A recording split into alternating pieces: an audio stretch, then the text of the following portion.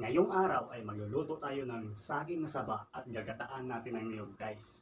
Kaya sobrang sarap ngayon yung kain natin guys kasi paborito ko talaga yun. Kaso nga lang wala tayong kayuran. Paano natin ito makatayod ang niyog? Kasi wala tayong kayuran. Pero teka, may paraan tayo dyan guys. Mayroon tayo ditong maliit na sandok. Itong maliit na sandok, ito yung gagamitin natin para makayod natin itong niyog.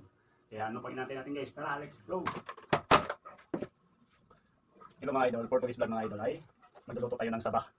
Bali, gagataan natin ito ng 2 pirasong niyog mga idol. Tapos, lagyan natin ito ng brown sugar mga idol. Tara, samahan niyo ako mga idol. Let's go!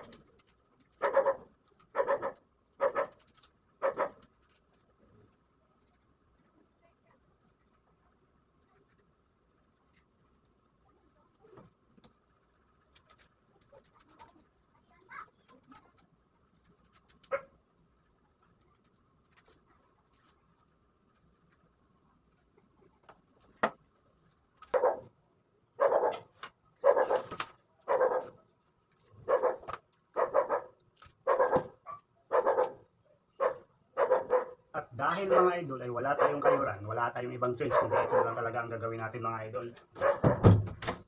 Ito na lang ang gagawin natin paraan para makapagkayod tayo ng niyog para makain natin yung saba at malinamnam natin yung lasa ng gata. Kaya ito, let's go! Mahirap mga idol, mahirap.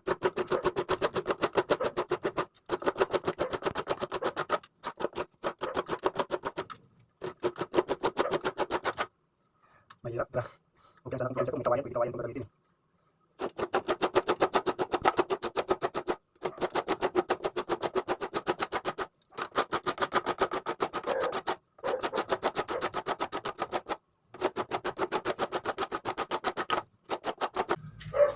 So, ito na yung gata natin mga idol. Oh, grabe, sarap na sarap nito.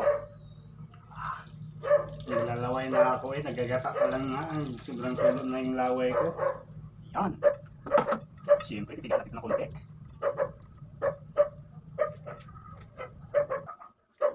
At siyempre, lalagyan natin ang dinikdik na luya. Wow. Dinikdik na luya. So, konting bitchin.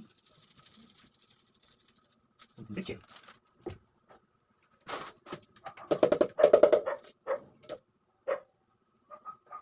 At saka konting asin. So ayun, ano pinag natin mga idol, tara, isalan natin ito. Let's go.